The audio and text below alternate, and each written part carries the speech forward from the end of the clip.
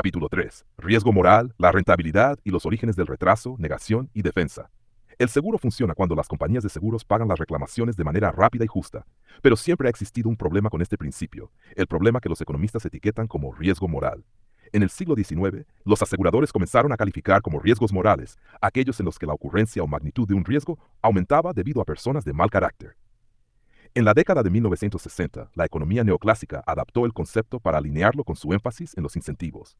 Al estudiar el papel del seguro en la atención médica, el economista galardonado con el premio Nobel Kenneth Arrow lo utilizó cuando hipotetizó que las personas con seguro serían más propensas a consultar a médicos y más propensas a utilizar procedimientos médicos costosos, lo que incrementaría el costo del seguro y de la atención médica.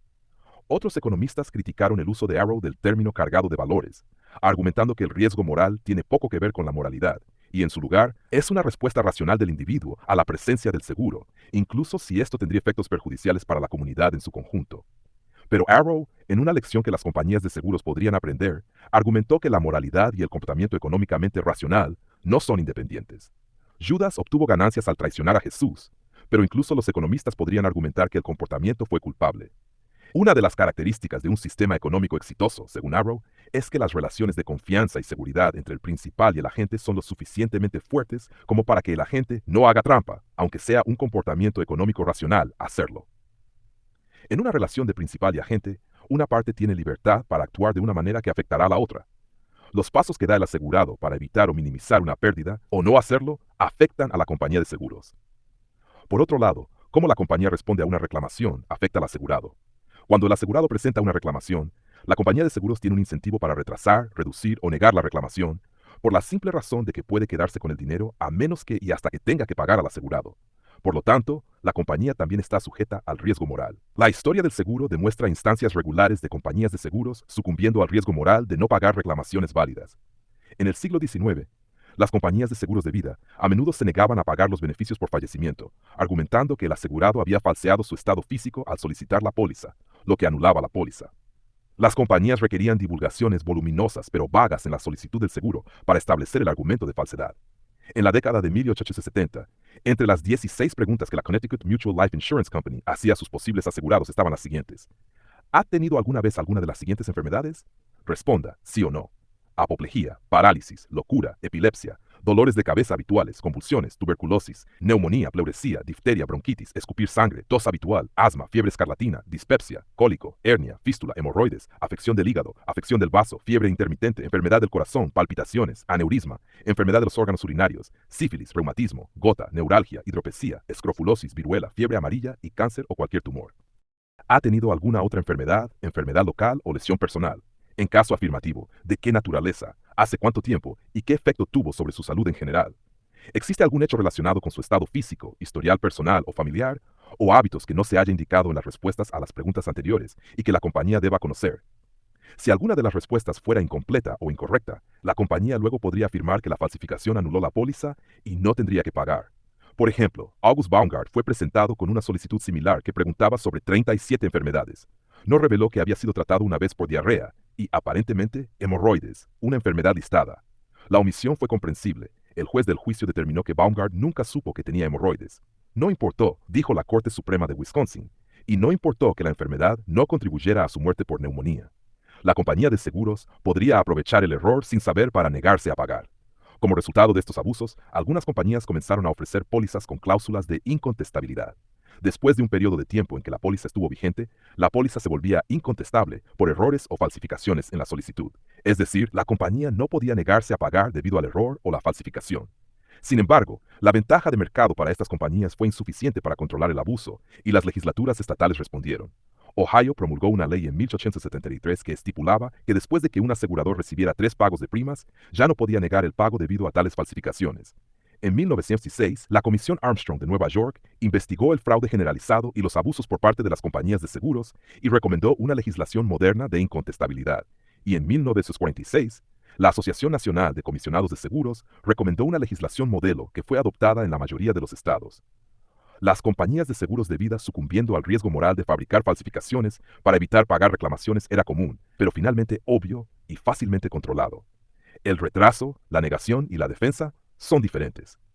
Surgió como una estrategia a mediados de la década de 1990, debido a la presión inusual sobre las ganancias de las compañías de seguros por el ciclo de suscripción de los seguros y una serie de eventos catastróficos. Luego se alimentó de la nueva cultura corporativa que veneraba el crecimiento y las ganancias y de la intensa competencia de precios. En su núcleo, involucra más que solo hacer trampa a los clientes aquí y allá. Transforma el proceso de reclamaciones en un centro de beneficios.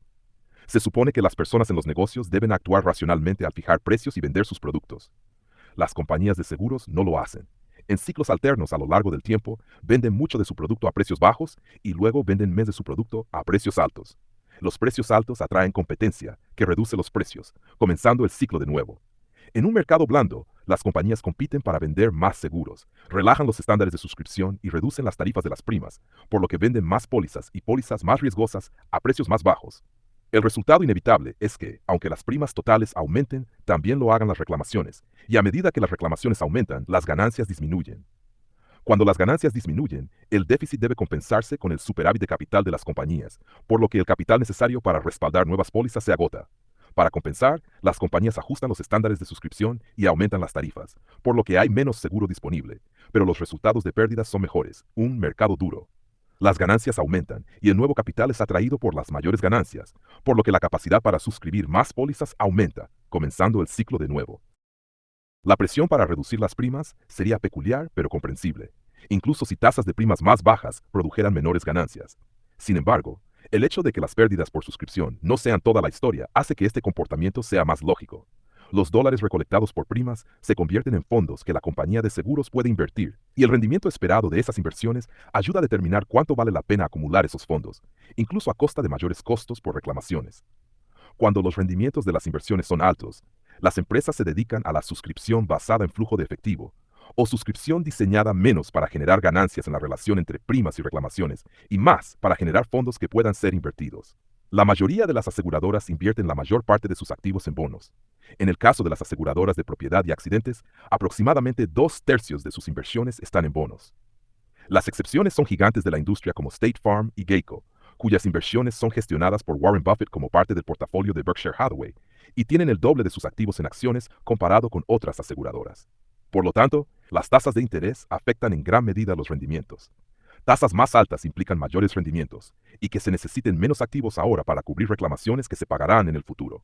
Por el contrario, cuando las tasas de interés caen, la atracción de más primas es menos atractiva y hay menos incentivos para reducir precios y aumentar ingresos.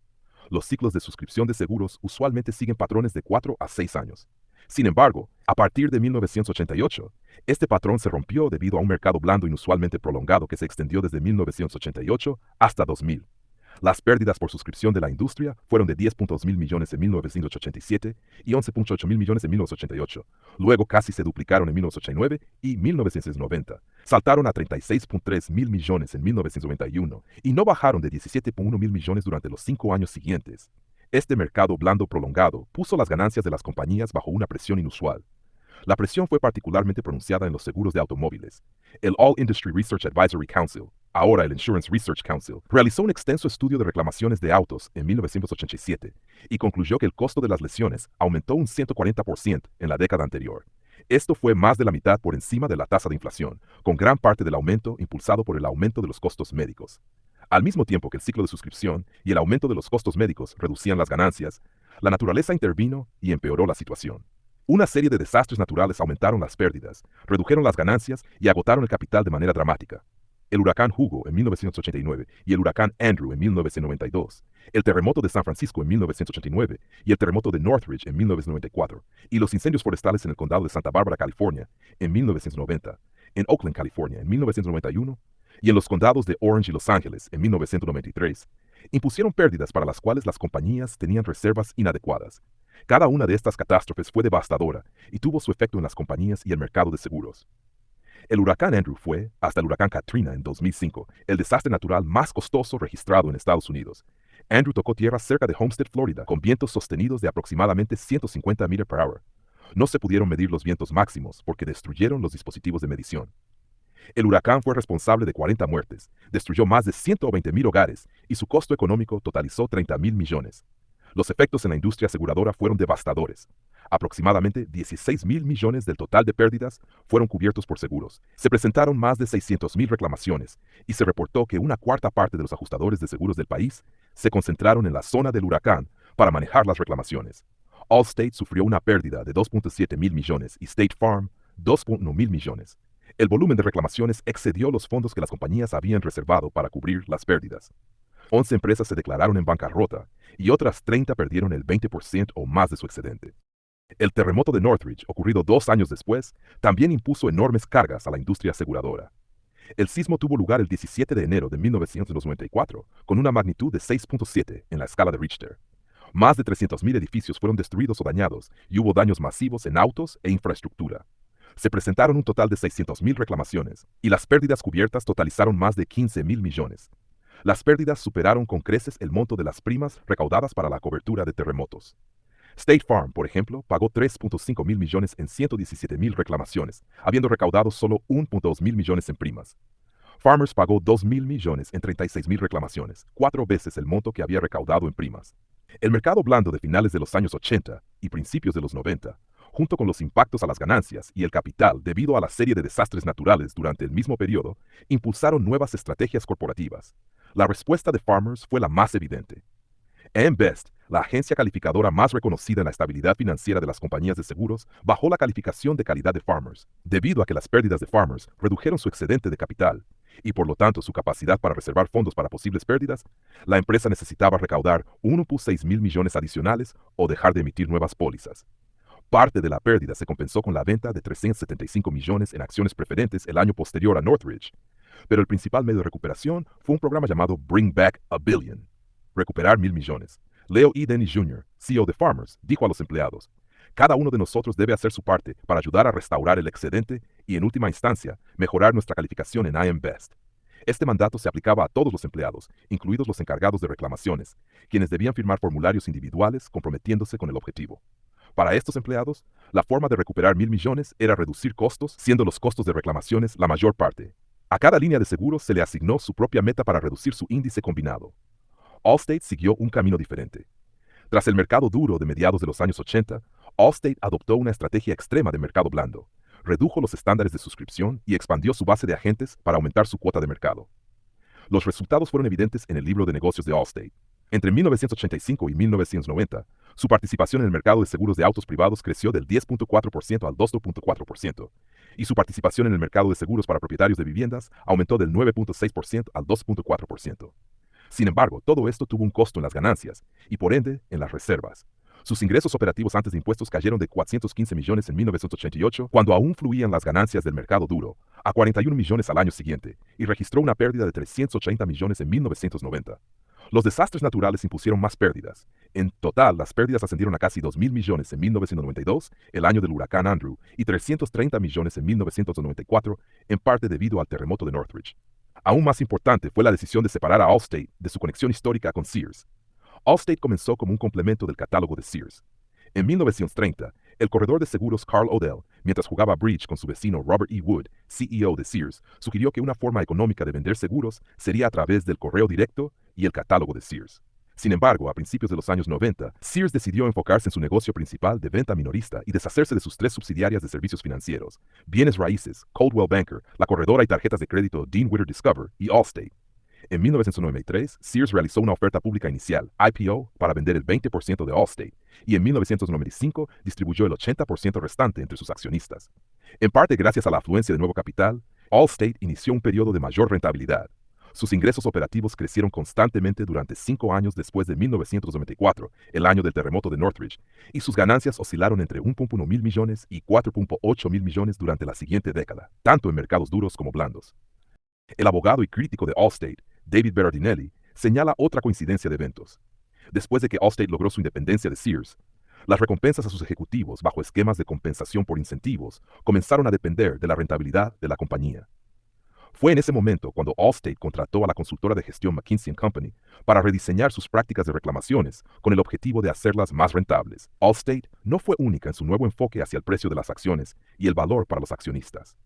Mirando hacia atrás, en 2001, Richard Stewart, ex superintendente de seguros de Nueva York y presidente de la Asociación Nacional de Comisionados de Seguros, describió el cambio en la industria como un paso de una orientación hacia los asegurados a una orientación hacia los accionistas. Los analistas de valores y las administraciones corporativas enfatizaron el valor para los accionistas y, a través de las opciones sobre acciones, la alineación de los intereses de la administración con los de los accionistas. El efecto en las prácticas de reclamaciones fue directo. A través de los dividendos y la apreciación de las acciones, los accionistas obtienen el beneficio de lo que no se paga en reclamaciones. Paul Haas, CEO de la reaseguradora CenterCat Ltd., comentó: en una industria que en el pasado ha estado dominada por dinosaurios, estamos comenzando a ver la evolución de algunos mamíferos. Según un informe de 1996 en Best Review, los mamíferos se caracterizaban por tener propietarios orientados financieramente que prestarán más atención a los resultados finales. El informe describía el carácter como la nueva clave del éxito, pero lo definía de una manera particular, propia de la mentalidad de las escuelas de negocios: la capacidad de tomar las decisiones difíciles necesarias para mejorar la rentabilidad, donde la reducción de costos es la principal fuerza impulsora en la industria de seguros de propiedad y accidentes hoy en día. Y, como en otros sectores de negocios en Estados Unidos, en las décadas de 1980 y 1990, la rentabilidad a largo plazo resultaba ser demasiado lejana, y los resultados financieros debían medirse aquí y ahora. El asegurador multinacional Allianz dio un paso lógico para satisfacer la demanda de informes inmediatos al proporcionar noticias sobre información financiera y precios de acciones mediante mensajes de texto enviados a los teléfonos celulares de los inversores y analistas. Una indicación del cambio de énfasis fue el movimiento durante las décadas de 1980 y 1990 de decenas de compañías de seguros para desmutualizarse, es decir, pasar de ser compañías mutuas a compañías por acciones. Las compañías mutuas son propiedad de sus asegurados, quienes comparten las ganancias de la compañía mediante el pago de dividendos sobre sus pólizas, lo que efectivamente reduce la tasa de prima. Las compañías por acciones, por otro lado, son como cualquier otra corporación, propiedad de sus accionistas, a quienes la administración debe rendir cuentas, y quienes cosechan las recompensas financieras si la compañía es rentable. La atracción de la desmutualización radicaba en el acceso a los mercados de capital. Las compañías mutuas solo pueden construir el capital necesario para vender pólizas, reteniendo ganancias en su excedente, mientras que las compañías por acciones pueden atraer inversiones externas. Cuando las compañías enfrentaron restricciones de capital en las décadas de 1980 y 1990, la conversión les permitió aumentar rápidamente su excedente mediante la venta de acciones. Además, la presencia de acciones proporciona un medio fácil para compensar a los ejecutivos clave mediante la adjudicación de acciones u opciones a través de programas de compensación ejecutiva, y también proporciona una moneda para que la compañía crezca mediante adquisiciones corporativas. Sin embargo, una vez que una compañía se desmutualiza, queda sujeta a la disciplina del mercado de valores. Las compañías mutuas, al menos en teoría, solo sirven a los intereses de sus asegurados, los propietarios de la compañía. En cambio, la medida de valor en una compañía por acciones es el precio de las acciones, y la principal obligación de la compañía no es hacia sus asegurados, sino hacia sus accionistas. Incluso las compañías que permanecieron como mutuas se enfocaron cada vez más en el crecimiento y los ingresos. Warren Buffett se quejó de que State Farm, la aseguradora de bienes y accidentes más grande y una mutua, estaba asumiendo enormes pérdidas de suscripción al final del largo mercado blando de los años 90 para mantener su participación de mercado, que era de aproximadamente el 18% en comparación con el 6% de GEICO.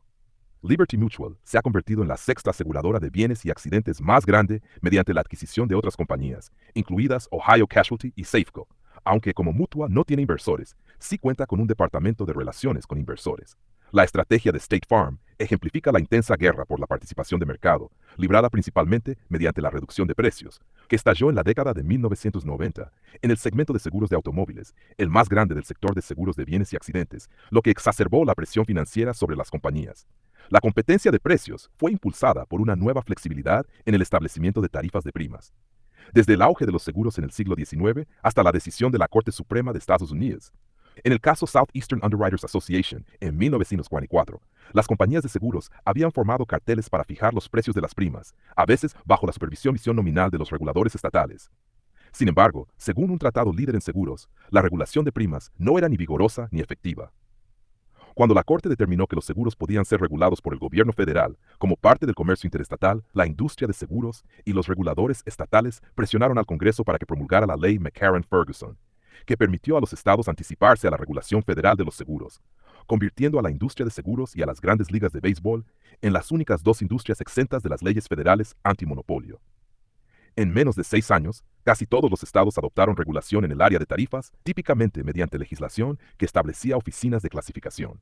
Estas oficinas permitían a las compañías colaborar en el intercambio de información sobre riesgos y pérdidas y en el establecimiento de primas, evitando así la competencia de precios. A partir de finales de la década de 1960, la presión de la industria por más independencia en la fijación de tarifas, junto con la insatisfacción de los consumidores por las altas tarifas de los seguros de automóviles, llevaron a una apertura del proceso regulador. Aunque algunos estados continuaron exigiendo la aprobación de las primas e impusieron restricciones especiales a las tarifas de seguros de automóviles, muchos otros optaron por una competencia abierta, permitiendo que las compañías adoptaran nuevas tarifas sin aprobación previa de los reguladores estatales. En general, hubo mayor flexibilidad para establecer tarifas y una actitud que valoraba la competencia de precios. La competencia de precios, a su vez, aumentó la presión sobre las reclamaciones, ya que reducir precios significaba recortar costos, y el componente principal de los costos de una compañía son las pérdidas. La nueva flexibilidad en la fijación de tarifas reflejó el creciente énfasis en el precio como un medio para ganar nuevos clientes. Los resultados de una encuesta anunciados en la reunión anual de 1996 de la Asociación Nacional de Aseguradores Independientes mostraron que el principal impulsor de las ventas era el bajo costo, mientras que el servicio satisfactorio en reclamaciones quedaba muy rezagado. Los altos ejecutivos de la industria presentes en la sala, incluidos los directores ejecutivos Jerry Choate de Allstate y Thomas Crawford de Prudential Property and Casualty, dijeron estar sorprendidos y preocupados por los resultados, tal vez de manera similar a como el capitán Renault afirmó estar impactado al descubrir que había juegos de azar en el café de Rick en Casablanca. Nuevas estrategias de marketing se convirtieron en armas esenciales en la guerra por el precio y los clientes. El seguro empezó a parecerse más a una mercancía, un producto estándar que se vende en estanterías, donde el precio se convierte en una característica principal. Los comerciales de televisión de Progressive dieron vida a este concepto al mostrar un supermercado de seguros, en el que la animada dependienta, Flo, ayudaba a los consumidores a tomar paquetes de pólizas de las estanterías y llevarlos a la caja. Sin embargo, es una mercancía peculiar, ya que las pólizas varían considerablemente. A pesar de ello, para muchos clientes, la mayoría de los términos de la póliza son invisibles, y lo único que importa es la cantidad de cobertura y el costo de la prima. Tradicionalmente, los seguros se vendían a través de agentes, ya fueran agentes independientes que trabajaban por cuenta propia y vendían pólizas de varias compañías, o agentes cautivos que solo vendían pólizas de una compañía. Una clave del éxito de State Farm ha sido su ejército de agentes locales, una tradición iniciada por el fundador de la compañía, J. Joe Metchell, en 1922. Tratar con un agente resulta atractivo para compradores con necesidades más complejas, que buscan un servicio personalizado, o son leales a una marca y prefieren tener una relación continua con una compañía y sus agentes. Sin embargo, tratar el seguro como una mercancía, especialmente una vendida a través de centros de llamadas y sitios web, hizo posible el crecimiento sin necesidad de contar con tal ejército. Si una póliza de seguro es un producto estándar, o si sus opciones lo son, muchos compradores potenciales no ven valor en tratar con un agente intermediario. En cambio, los compradores pueden acudir directamente a la compañía, lo que permite a la compañía llegar a nuevos mercados y al mismo tiempo reducir su costo de distribución. Así surge la máxima moderna de la industria. Las líneas personales como los seguros de hogar y de auto compiten en precio, mientras que las líneas comerciales, más complejas, compiten en servicio. El uso del correo y el catálogo de Sears por parte de Allstate fue un ejemplo temprano de marketing directo, pero la compañía que mejor aprovechó esta técnica y la que transformaría toda la industria en la década de 1990 y después fue GEICO. Originalmente llamada Government Employees Insurance Company, la estrategia de GEICO era reducir costos y por ende las primas, comercializando por correo en lugar de usar una fuerza de ventas de agentes. El problema con esta estrategia era que los agentes no solo vendían pólizas, sino que también evaluaban y seleccionaban a los clientes para asegurarse de que los riesgos fueran adecuados a las primas. Si el marketing directo producía clientes no deseados, todo el sistema colapsaría. El sustituto de GEICO para las funciones de los agentes fue, como su nombre original sugiere, limitar su clientela a empleados gubernamentales, quienes se presumía eran más responsables. A partir de la Segunda Guerra Mundial y sus años posteriores, cuando GEICO experimentó un gran crecimiento, los empleados gubernamentales también resultaban un mercado atractivo debido a su gran número. El sistema era tan prometedor que, en el otoño de 1950, un joven Warren Buffett vendió 3/4 de sus inversiones para comprar 350 acciones de GEICO. Décadas después, adquiriría toda la compañía para Berkshire Hathaway, donde las primas que recolectaba serían una fuente importante de capital para otras adquisiciones de Buffett. La competencia de precios y el marketing directo provocaron trastornos en la industria. Por ejemplo, de 1995 a 1999, la participación de mercado del seguro de automóvil particular de la compañía más grande de la industria, State Farm, cayó del 21.6% al 18.9%, mientras que los comercializadores directos aumentaron su participación. GEICO pasó del 2.5% al 4.1% y Progressive del 2.6% al 4.8%. State Farm respondió cuando su presidente, Ed Rust Jr., declaró: "El perro grande ha salido del porche". Redujo sus tarifas y estándares de suscripción para recuperar participación de mercado, disminuyendo las primas de automóviles en 2.7 mil millones y pagando 2.6 mil millones adicionales en dividendos a los asegurados, reduciendo aún más el costo de sus primas, lo que generó una proporción de pérdidas un 14% más alta que la de Geico. Todo a expensas de la rentabilidad. A corto plazo, esta competencia redujo las ganancias de todos. A largo plazo, era insostenible y aumentó la presión para reducir costos, un efecto que hizo que las compañías de bajo costo fueran las más propensas al éxito y, por ende, incrementó la presión sobre las prácticas de gestión de reclamaciones. La industria reconoció estos cambios. Como señaló Ted Kelly, CEO de Liberty Mutual, las líneas personales ahora son un negocio de comercialización, y Geico lo está haciendo increíblemente bien.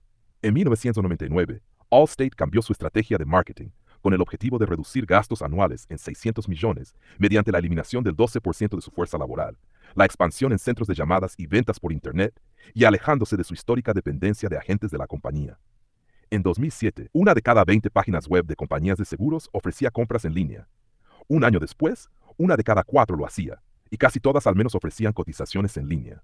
Incluso los reguladores participaron en el negocio de las cotizaciones en línea.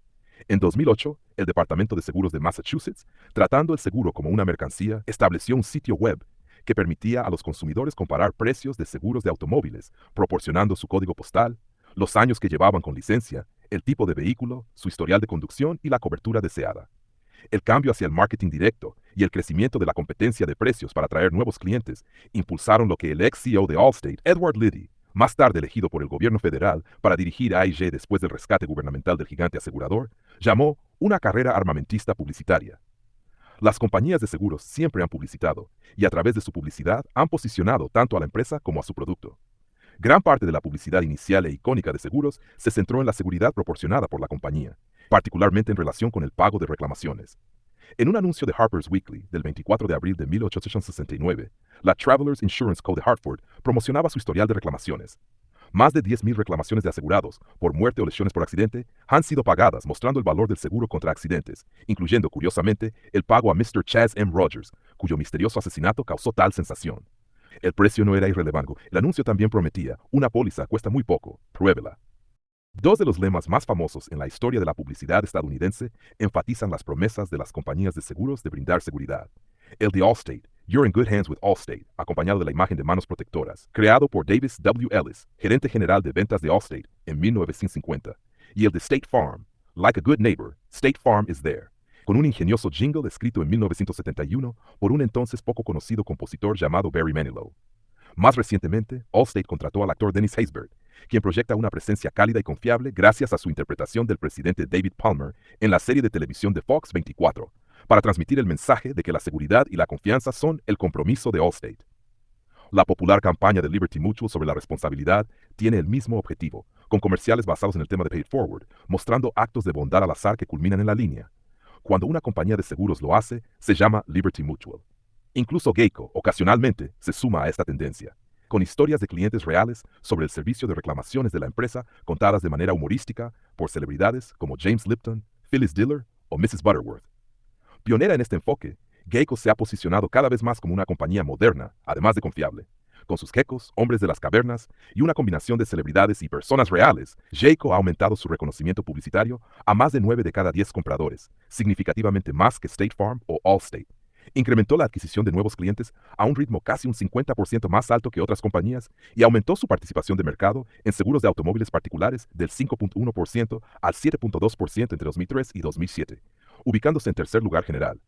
El estilo de Geico también marcó una pauta para captar la atención, un enfoque copiado por curiosidades como los comerciales animados de Assurance y la campaña de Nationwide, "Life Comes at You Fast", que contó con celebridades efímeras como Fabio, Kevin Federline y Sanjaya Malakkar, el antihéroe de American Idol. Incluso la tradicional State Farm respondió contratando a la superestrella del baloncesto LeBron James para atraer a compradores más jóvenes. Sin embargo, el enfoque dominante en la publicidad de seguros en los últimos años ha sido el precio. El lema de Geico, "15 minutes could save you 15% or more on car insurance", se ha convertido en el nuevo estándar. Progressive anuncia su enfoque de comparación de precios y sus frecuentes descuentos. La heroína animada de cabello rosa de Assurance, Erin, es la única que puede detener al seguro de automóvil sobrevalorado de apoderarse del mundo. Allstate destaca que reducirá tarifas por evitar accidentes y no aumentará las primas después de un accidente. Solo Chubb rompió la norma de la industria al enfatizar su sólido historial de pago de reclamaciones y criticar las prácticas de otras compañías. En un anuncio, advirtió que no todas las compañías de seguros te tratan igual. Si ser tratado con justicia y recibir pagos rápidos son importantes para ti cuando tú o tu negocio tienen una pérdida, quieres a Chubb.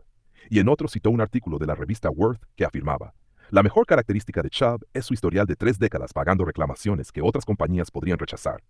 Los precios bajos no son baratos, ya que solo una publicidad costosa puede vender el mensaje de precios bajos, especialmente para los comercializadores directos como Geico y Progressive.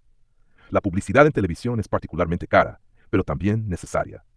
Como señaló Steve Sullivan, vicepresidente senior de comunicaciones en Liberty Mutual, nuestro negocio, los seguros, no tiene un producto tangible, por lo que hace la televisión por nosotros es permitirnos establecer una conexión emocional con el consumidor. Vista, sonido, emoción, y nada más lo logra todavía. Los gastos de publicidad de las 50 compañías de seguros más grandes se duplicaron en los 5 años entre 2001 y 2006, pasando de 1,28 mil millones a 2,48 mil millones, convirtiendo a las aseguradoras en algunas de las principales gastadoras en publicidad.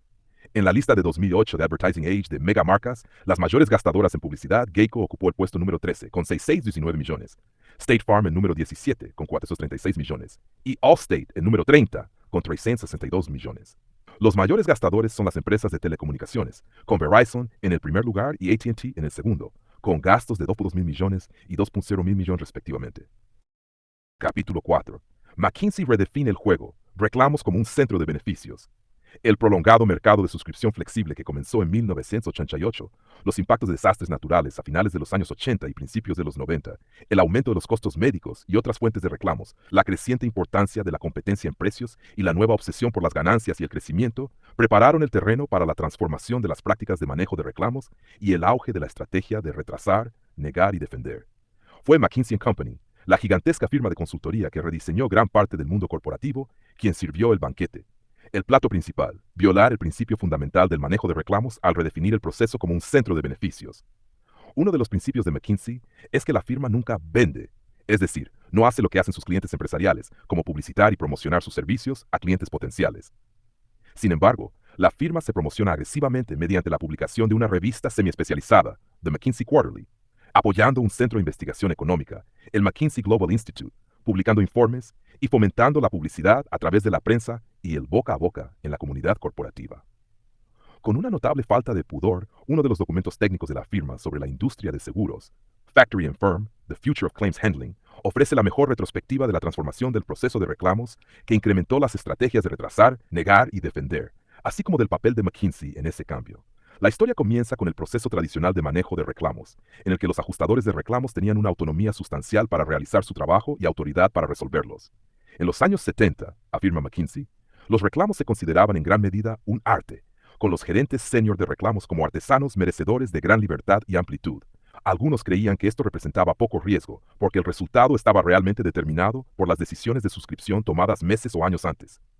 Los gerentes de reclamos merecían gran libertad y amplitud porque el objetivo del proceso era llegar a un valor justo para el reclamo, consistente con las decisiones de suscripción. La promesa de indemnización que la compañía hacía al asegurado de cubrir su pérdida total dentro de los límites de la cobertura. La rentabilidad de la empresa dependía, o no, de las decisiones tomadas por suscriptores y actuarios. El trabajo del ajustador era pagar lo que correspondía. Sin embargo, la situación financiera presentaba un desafío para este modelo. Para los años 80, con costos creciendo rápidamente, el estatus de los reclamos como un arte fue cada vez más cuestionado. La administración comenzó a buscar en los reclamos una mayor eficiencia de costos y, aunque el resultado de indemnización seguía viéndose como determinado por las decisiones de suscripción, el enfoque se trasladó hacia gestionar los costos del ajuste de pérdidas de manera más agresiva. Una buena gestión se establece cuando se recortan los costos del ajuste de pérdidas, el costo de procesar los reclamos, pero sin violar la naturaleza de la relación aseguradora ni la promesa que la empresa hace a sus asegurados de cubrir las pérdidas sufridas. Luego llegó el momento clave en el auge de la estrategia de retrasar, negar y defender. Para los años 90, el péndulo comenzó a oscilar en la dirección opuesta. Después de años de presionar el lado de los costos, la administración reconoció enormes oportunidades para reequilibrar e invirtió cautelosamente en los gastos de ajuste de pérdidas, LAE, por sus siglas en inglés, para capturar ahorros en indemnizaciones. El concepto de fugas o oportunidades económicas totales se puso de moda cuando las empresas, lideradas por McKinsey, alentaron a muchas en la industria a usar revisiones de archivos cerrados, Closed File Reviews, CFRs, para medir los compromisos entre las inversiones en LAE y la precisión en las indemnizaciones. Estos proyectos frecuentemente identificaban enormes oportunidades de ahorro en indemnizaciones y, en algunos casos, organizaciones de reclamos con recursos insuficientes. Muchos ejecutivos utilizaron los datos de los CFR para realizar nuevas inversiones en reclamos y lograron mejoras económicas sustanciales como resultado. En la década de los 80, el énfasis estaba en reducir los costos de administración del departamento de reclamos, monitorear los salarios de los ajustadores, introducir eficiencias tecnológicas y usar menos clips de papel. Sin embargo, el dinero real en los reclamos está en la cantidad pagada en indemnizaciones y no en los gastos. Por ejemplo, en 1992, por cada dólar de prima recaudado, las compañías de propiedad y accidentes pagaron 13 centavos por los gastos de operación del departamento de reclamos, pero 72 centavos en indemnizaciones. Así, en los años 90, el enfoque cambió a las fugas. Factory and Firm de McKinsey describe las fugas como la desviación de la precisión en las indemnizaciones, o cuánto más pagaba la compañía en reclamos de lo que debería pagar con precisión. Pero el objetivo no era pagos precisos, sino pagos menores. Enormes oportunidades de indemnización y mejoras económicas sustanciales solo resultan de pagar menos en reclamos, no más. Nuevas inversiones en procesos de reclamos podían capturar ahorros en indemnizaciones. Al gastar un poco más o de manera más inteligente en el proceso de reclamos, particularmente introduciendo sistemas informáticos para medir el valor de los reclamos y gastando en abogados para disputarlos, las compañías podían reducir drásticamente la cantidad pagada a sus asegurados y sus víctimas. Las mejoras económicas sustanciales resultaron a medida que el proceso de reclamos se convirtió en un centro de beneficios para la compañía. El enfoque del proceso de reclamos ya no era pagar una cantidad justa de manera oportuna, sino pagar o no pagar en cantidades, momentos y condiciones que aumentaran las ganancias de la compañía. McKinsey actualiza la historia. Para finales de los años 90, la historia de las fugas se había vuelto más complicada. Aunque se enfocaron en gran medida en las indemnizaciones, algunos aseguradores vieron cómo los costos del ley comenzaron a aumentar. Además, la medición de las fugas en sí puede ser costosa y difícil de sostener. Algunos aseguradores han buscado formas de medir las fugas de manera más rentable y rápida, manteniendo la objetividad. Otros han querido agregar métricas que se centren más en los componentes de servicio al cliente en el manejo de reclamos. Finalmente, algunos gerentes creen que, aunque las métricas de fugas son muy útiles para guiar una organización, necesitan métricas operativas adicionales vinculadas a resultados a corto plazo. En resumen, los pagos de reclamos deben mantenerse bajos, pero los costos de los reclamos también son parte de la historia. Tanto las fugas como los costos son importantes, al igual que métricas operativas adicionales, como cuántos reclamos se resuelven y con qué rapidez. McKinsey no solo ha sido el cronista de los cambios en las prácticas de reclamos, fue el arquitecto de esos cambios hasta tal punto que atribuirle haber liderado el movimiento para poner de moda el concepto de fugas resulta quedarse corto. La firma fue fundada en 1926 por James O. McKinsey, quien anteriormente era profesor de contabilidad en la Universidad de Chicago. El principal artífice de la firma moderna fue Marvin Bower, quien se unió a McKinsey en 1933. Bower, poseedor de un título en Derecho y un MBA de Harvard, pasó 3 años en el prestigioso bufete de abogados Jones, Day, Reeves Pogue en Cleveland, antes de unirse a la consultora. Su objetivo era construir un nuevo tipo de firma de consultoría de gestión basada en el modelo de las principales firmas profesionales de Derecho y Contabilidad, caracterizadas por altos estándares profesionales, propiedad compartida entre socios activos y un compromiso de carrera de por vida. Durante décadas, McKinsey fue el estándar de oro en consultoría de gestión, con sus consejos solicitados por las corporaciones más grandes del mundo. Su reputación no solo se fortalecía por su clientela de élite, sino también por las declaraciones de sus ejecutivos y exalumnos, como el libro In Search of Excellence, escrito por los exmiembros de McKinsey Thomas Peters y Robert Waterman, un bestseller en el ámbito empresarial. McKinsey afirma haber trabajado para 147 de las 200 corporaciones más grandes del mundo, y sus servicios son costosos. Las tarifas anuales suelen rondar los $10 millones, mientras que sus clientes más grandes pagan $50 millones o más al año. El empleo en McKinsey era altamente valorado por los graduados de programas de MBA de élite. Durante una docena de años fue clasificado como el lugar más popular para trabajar en la encuesta Ideal Employer Survey de Universum, hasta que fue desplazado por Google en 2007. Sin embargo, el compromiso más famoso de McKinsey se volvió más notorio que notable. Enron, la compañía dirigida por el ex socio de McKinsey, Jeffrey Skilling, llevó consigo la reputación de brillantez analítica de Skilling, los métodos de McKinsey y a muchos de sus consultores. Los consultores de McKinsey formaron parte de la transformación de Enron, que pasó de ser una empresa de gasoductos a un vehículo para transacciones financieras opacas.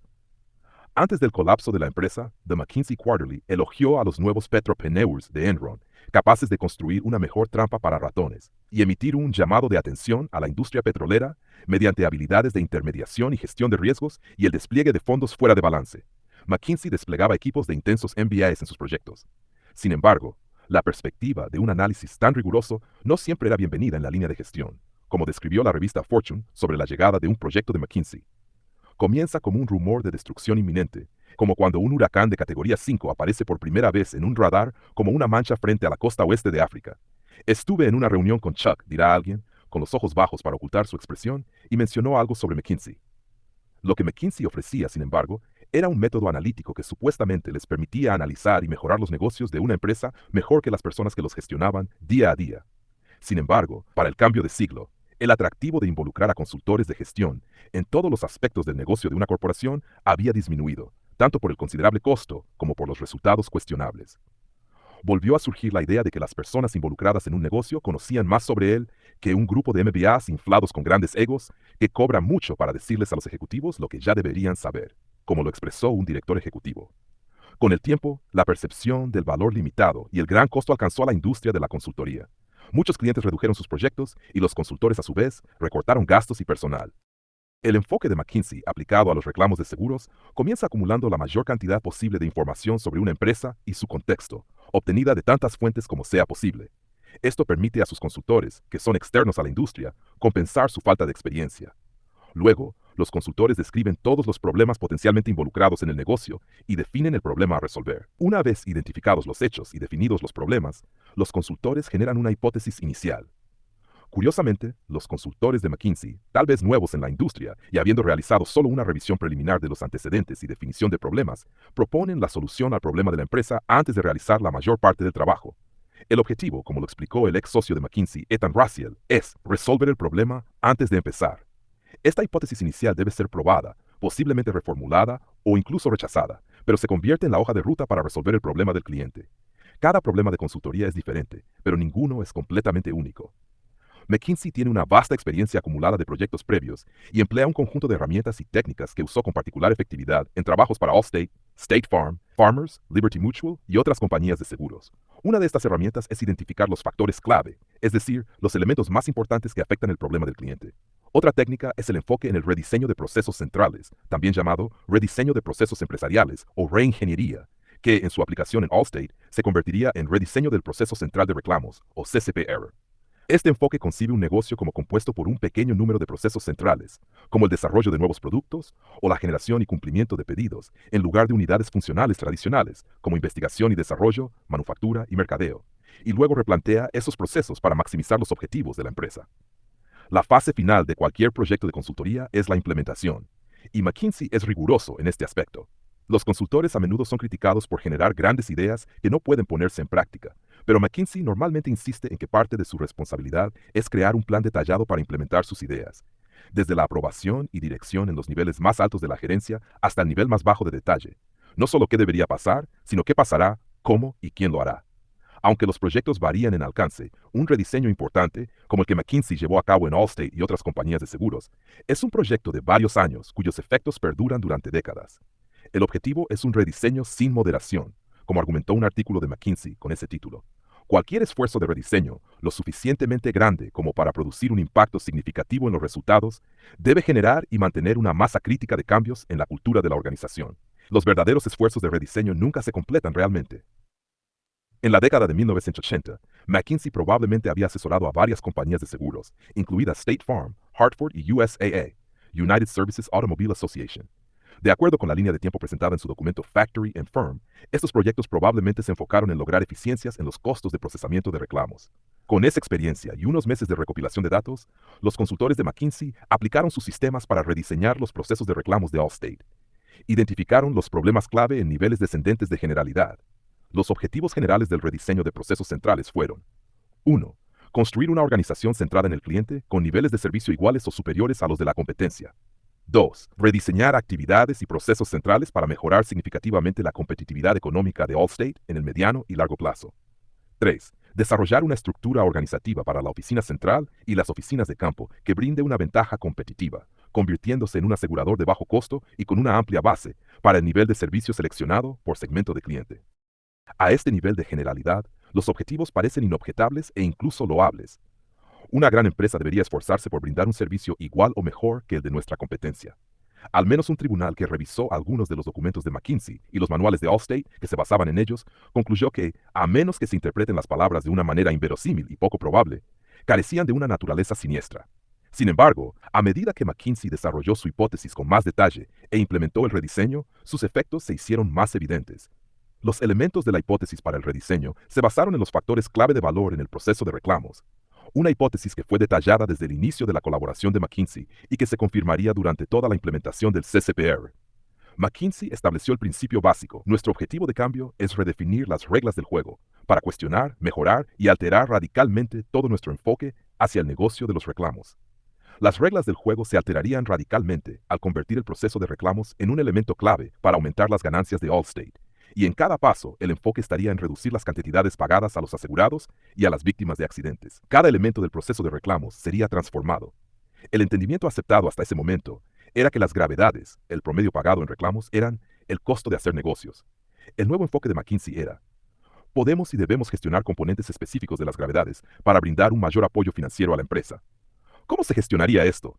Entre otras maneras, enfocándose en pagar menos en el grupo más grande de reclamos, porque nuestro volumen de reclamos pequeños y medianos realmente ofrece la oportunidad de mayor mejora. También se desalentaría a los reclamantes de buscar ayuda de abogados y se les pagaría menos cuando no tuvieran representación legal, ya que la forma en que abordamos a los reclamantes y desarrollamos relaciones alterará significativamente las tasas de representación y contribuirá a menores gravedades. En resumen, como se presentó en una conferencia de gestión de reclamos en la primavera de 1994, ganaremos el juego económico. Ganar será un juego de suma cero. Ganaremos el juego en dos fases. Fase 1. Ejecución consistente de mejores jugadas y nuevos planes de juego. Fase 2. Cambiar las reglas y jugar un nuevo juego. El presidente de Allstate, Jerry Choate, explicó en 1997 la nueva economía de los reclamos a los empleados. A largo plazo, si no ganamos en el lado de los reclamos, no ganamos. Porque ahí es donde está toda la ventaja. 3/4 partes de cada dólar que sale de esta empresa se destinan a pagar reclamos. Así que tenemos que construir una ventaja competitiva sostenible y a largo plazo en los reclamos.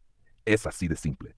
Una década después, la compañía podía informar que los objetivos de ganar en el área de reclamos seguían siendo los mismos y se estaban cumpliendo. Los factores más importantes que monitoreamos para evaluar la condición financiera y el desempeño de nuestra compañía incluyen la gravedad, costo promedio por reclamo y la relación de pérdidas.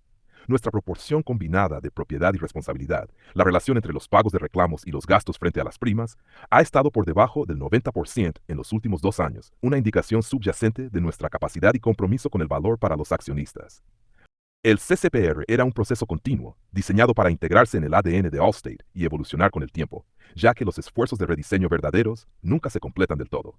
Aunque Allstate afirma no haber conservado todas las innovaciones de McKinsey, al menos hasta 2007, Christine Sullivan, vicepresidenta asistente de reclamos en la oficina central de Allstate, informó que Allstate todavía utiliza la mayoría de los procesos y procedimientos de manejo de reclamos desarrollados e implementados como parte del CCPR para investigar, evaluar, gestionar y resolver reclamos por lesiones corporales en automóviles, salvo que algunos de estos procesos y procedimientos han sido modificados desde la implementación inicial. El sistema automatizado más reciente de Allstate para reclamos, NextGen, descrito como una plataforma tecnológica y de servicio que respalda nuestra reinvención de la experiencia del consumidor, fue calificado por el analista de la industria Paul Newsome como la segunda ronda, si no la tercera, cuarta o quinta del CCPR. McKinsey & Company implementó planes similares en otras compañías. En State Farm, el vicepresidente de reclamos, J. Robert Meckerle, transmitió el objetivo a los superintendentes divisionales de reclamos en 1986, especialmente en relación con el resultado final del que quiero hablar, que es ser mejores que la competencia en el manejo diario de reclamos. Mejores como. Realmente, de lo que estoy hablando es de la relación de pérdidas, porque esa es la diferencia entre ganancias y pérdidas.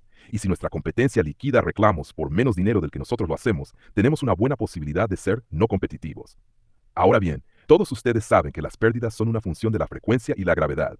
No se puede hacer mucho sobre la frecuencia, pero la gravedad está completamente bajo nuestro control. El programa inicial de State Farm para renovar el proceso de reclamos se conocía como ACE, por Advancing Claims Excellence, avanzando en la excelencia de los reclamos.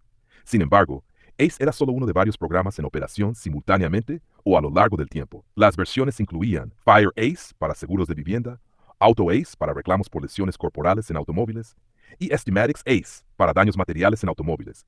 Otros programas relacionados incluían Total Evaluation and Claims Handling, EACH, y otros sin acrónimos llamativos como Management Service First, también para daños en automóviles, Auto Claims Reorganization, rediseño organizacional, Quality Reviews, para monitorear el progreso en los objetivos de reclamos, y Business Process Improvement, la forma en que manejamos los reclamos de principio a fin, las diversas personas que los gestionan y el sistema que tenemos implementado.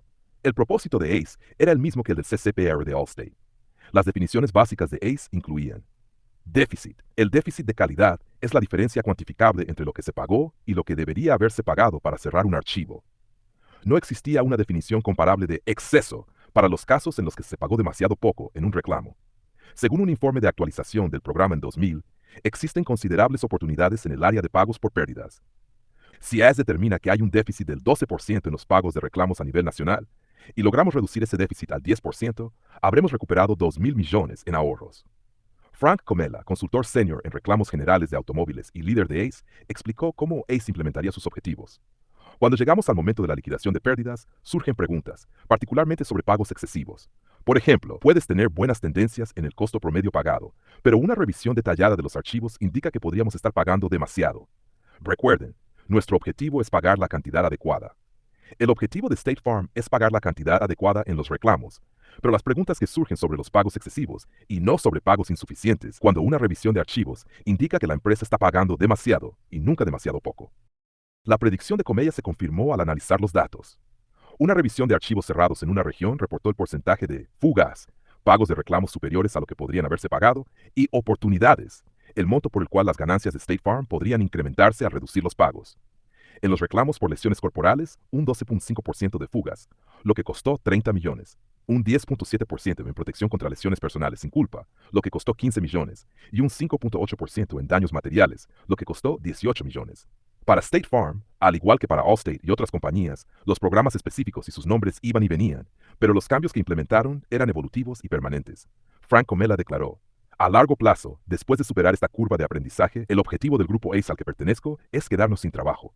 En última instancia, el éxito de este programa recaerá en los consultores asignados regionalmente. ACE llegó para quedarse. La introducción en forma de puntos clave de la empresa sobre ACE dejaba claro que ACE es un proceso continuo. ACE se convertirá en una forma de hacer negocios en el futuro, y el término ACE probablemente desaparecerá. Y así fue, pero sus efectos perduraron. En 2003, 5 años después de la finalización formal de ACE, el representante de State Farm, Steve Hassold, testificó que había iniciativas como resultado del programa ACE que todavía utilizamos. El programa ACE ha desaparecido, pero las cosas que hizo siguen vigentes. Hoy en día, State Farm afirma que el programa ACE solo se utilizó por un corto periodo en la década de 1990 como una forma de combatir el fraude de seguros y no lo hemos usado desde entonces. Farmers Insurance compitió con State Farm por el mejor acrónimo con su programa ACME, Achieving Claims Management Excellence. Los epígrafes de su manual de mejores prácticas ACME eran admirables. Proveemos el mejor valor por el dinero en la industria. Haremos todo lo posible por restaurar el orden en la vida de las personas. Hacemos lo correcto, lo que sea necesario. Pagamos lo que debemos, ni más ni menos. Luego entraron en acción. ACME proporcionó una metodología para determinar las mejores prácticas dentro de nuestra organización mientras identificamos posibles oportunidades de pagos en excesos o fugas. A través de estos esfuerzos, mejoraremos el servicio al cliente, controlaremos los costos de pérdidas, maximizaremos la productividad e identificaremos las necesidades de capacitación. El control de los costos de pérdidas se enfocaría en las fugas. El pago en exceso o fuga es el pago de indemnización y o gastos asociados con una gestión incorrecta o inapropiada de los archivos o decisiones fuera de tiempo. El pago en exceso o fuga es aquella cantidad superior a una resolución aceptable o fuera de un rango aceptable. Traducido, pagamos lo que debemos, pero determinar lo que debemos se enfoca únicamente en identificar pagos en exceso y fugas, no pagos insuficientes ni, se supone, excesos, y el objetivo era controlar los costos de pérdidas, no aumentarlos. Para el ACME de Farmers, al igual que para el CCPR de Allstate y el ACE de State Farm, se aplicaron los principios de McKinsey. El proceso de reclamos se alteraría radicalmente. Tradicionalmente, las compañías pagaban lo que debían pagar, con deber definido por lo que se le debía al asegurado. Transformar los reclamos en un centro de ganancias requeriría enfocarse en las fugas o en donde pagaban más de lo que debían, donde deber se medía por el objetivo de reducir costos e incrementar ganancias. La solución era reducir los pagos a los asegurados y otros reclamantes. Esto se implementaría redefiniendo cada paso del proceso de reclamos y creando un nuevo proceso sistemático de reclamos, tanto para automóviles como para viviendas. Capítulo 5. El señor increíble va a trabajar. El nuevo y sistemático proceso de reclamos. Conductores, propietarios de viviendas, víctimas de accidentes automovilísticos y otras personas que dependen del seguro se preocupan por la calidad con la que se manejan los reclamos, pero no mucho por el funcionamiento interno de los departamentos de reclamos. Los reclamos se manejan bien cuando las compañías de seguros pagan lo que deben, de manera rápida y sin complicaciones. Sin embargo, cuando los departamentos de reclamos se transforman en centros de ganancias y el trabajo de los ajustadores de reclamos se rediseña para contribuir a las utilidades corporativas, la forma en que operan estos departamentos afecta su desempeño. Con un enfoque nuevo y sistemático para el proceso de reclamos, los departamentos de reclamos funcionan bien para las empresas, pero a veces no tan bien para quienes dependen de ellos. En otro tiempo, la clave del proceso de reclamos era el ajustador de reclamos de primera línea, quien investigaba un reclamo, evaluaba la cobertura según la póliza, la responsabilidad si estaba en disputa y los daños. Negociaba con el titular de la póliza o la víctima del accidente.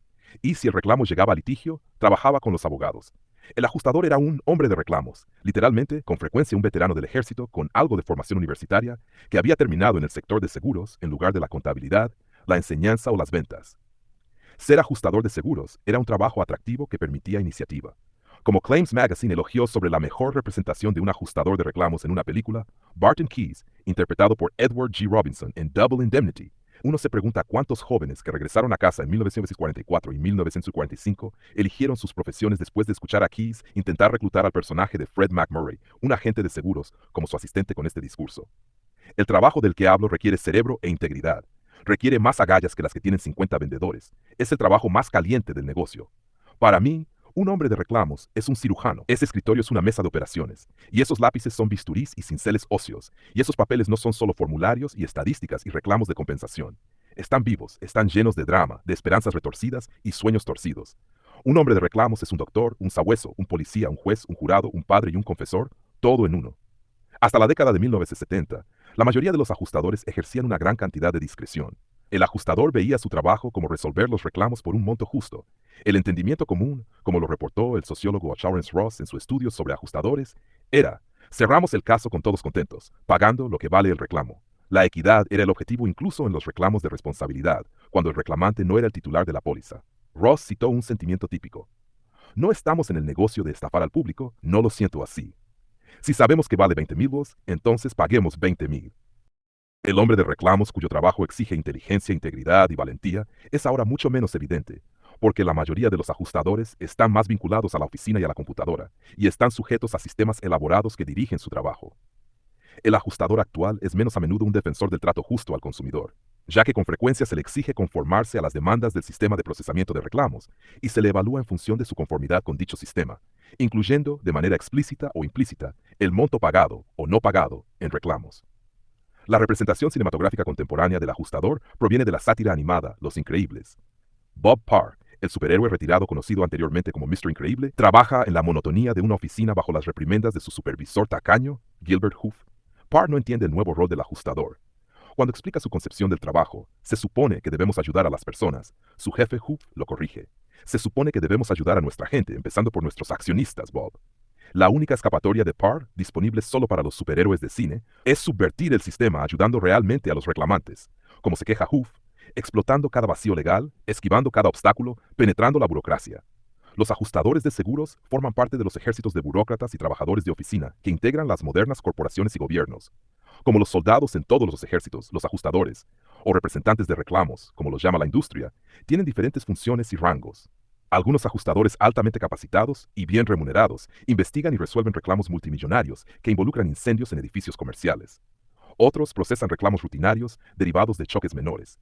La Oficina de Estadísticas Laborales del Gobierno Federal informa que hay un total de 209,000 ajustadores, examinadores de reclamos e investigadores de todo tipo en el empleo privado. De estos, 140 trabajan directamente para compañías de seguros, y la mayoría del resto trabaja para empresas de ajuste independientes o por cuenta propia, siendo contratados cuando las aseguradoras subcontratan el procesamiento de reclamos o para catástrofes a gran escala cuando sus recursos internos son insuficientes. Hoy en día, la clave del proceso de reclamos es el sistema, no el ajustador. Un sistema altamente organizado e industrializado para procesar reclamos es la base del ajuste moderno de seguros. El modelo es el cambio del artesano individual, que realizaba múltiples tareas, a la producción especializada, en la que cada trabajador en una fábrica produce un solo producto, una y otra vez. Como describe un artículo en Claims, los ajustadores tienen menos experiencia en el campo que hace 30 años. Generaciones enteras de personal de reclamos han pasado toda su carrera dentro de la oficina. Los procesos computarizados, en los que expertos en estudios de tiempo han eliminado pulsaciones de teclas innecesarias, también han eliminado herramientas básicas de recopilación de información. Los reclamos se agrupan y manejan según su tipo, subtipo y monto en dólares. Los reclamos de automóviles se separan de los de propietarios de viviendas. Dentro de los reclamos de automóviles, unidades especializadas se encargan de reclamos sin culpa, daños a la propiedad, lesiones personales menores y lesiones graves. La unidad de investigaciones especiales es independiente y se dedica a investigar posibles fraudes y a manejar una variedad de casos en los que la responsabilidad de la compañía puede ser cuestionada.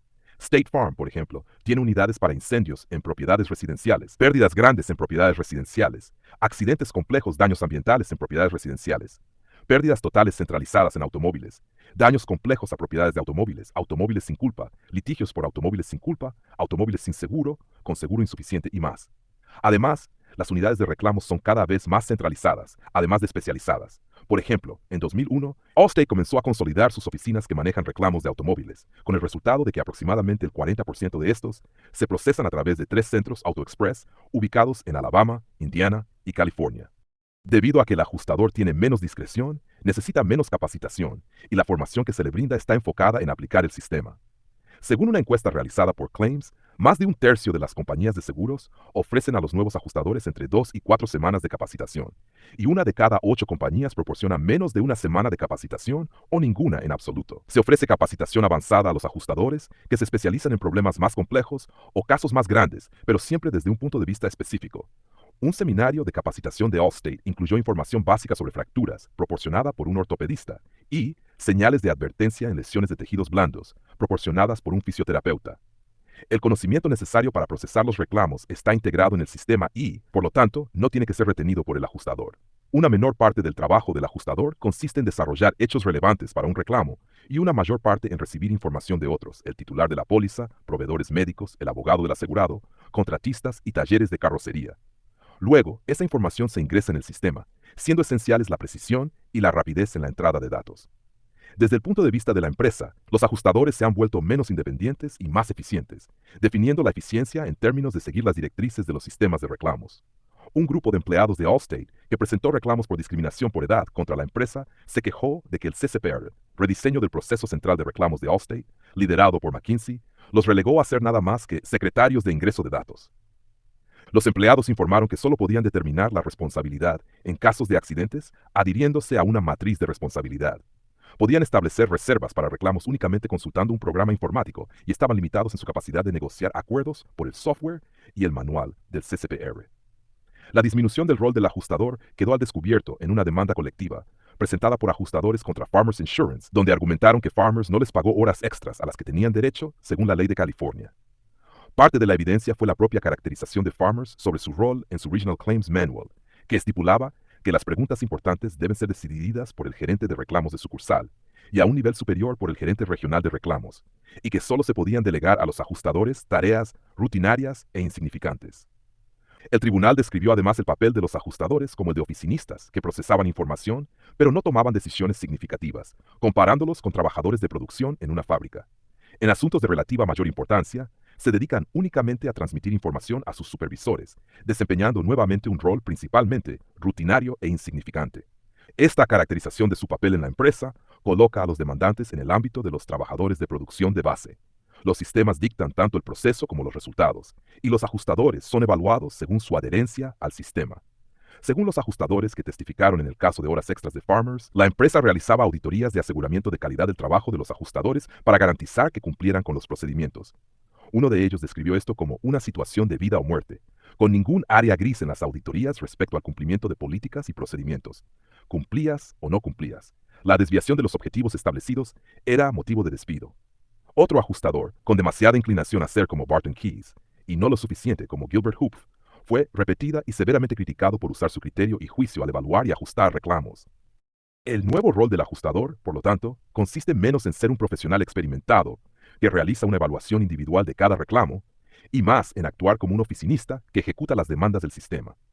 Desde la perspectiva de la compañía y del ajustador, esto hace que cada reclamo sea similar a cualquier otro, lo que genera resultados eficientes y predecibles. Desde la perspectiva del titular de la póliza o del reclamante, por supuesto, ese no es el propósito del seguro.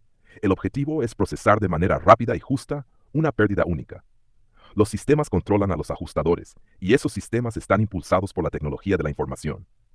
Se ha desarrollado una industria para proporcionar sistemas computarizados que procesen la gran cantidad de información con la que los ajustadores deben lidiar, estimar el costo de las reparaciones de bienes dañados, verificar gastos médicos, evaluar reclamos por lesiones personales, almacenar y reportar el historial de un reclamante y realizar todo lo que un departamento de reclamos necesita. Las compañías de seguros pueden elegir entre sistemas como Claims Desktop, Claims Office Suite, Claims Search, Claim Director, Claims Outcome Advisor, Claim IQ, incluyendo Medical Injury IQ y Liability IQ, y eClaim Manager, entre otros. O bien pueden desarrollar sus propios sistemas. Con un costo estimado de $125 millones, Allstate desarrolló NextGen. lo que le valió un lugar entre los 100 usuarios más innovadores de tecnología, según los premios de Information Week en 2008. Allstate contrató a Mike Jakowski, anteriormente consultor de Accenture, competidor de McKinsey & Company, como vicepresidente de servicios tecnológicos de reclamos para liderar el desarrollo de NextGen. Las eficiencias tecnológicas de NextGen reducen los costos de ajuste de reclamos y, aparentemente, también disminuyen los pagos de Allstate a sus clientes. Según Paul Newsome, analista de la industria de seguros de AG Edwards, en relación con la implementación de NextGen, las personas parecen estar más satisfechas con menos dinero de inmediato que con más dinero después de muchas molestias. Dos de los sistemas de información más utilizados son Colossus, diseñado para asignar un valor monetario a los reclamos por lesiones corporales derivadas de accidentes automovilísticos, y Xactimate, que estima el costo de las reparaciones de hogares y otros bienes dañados.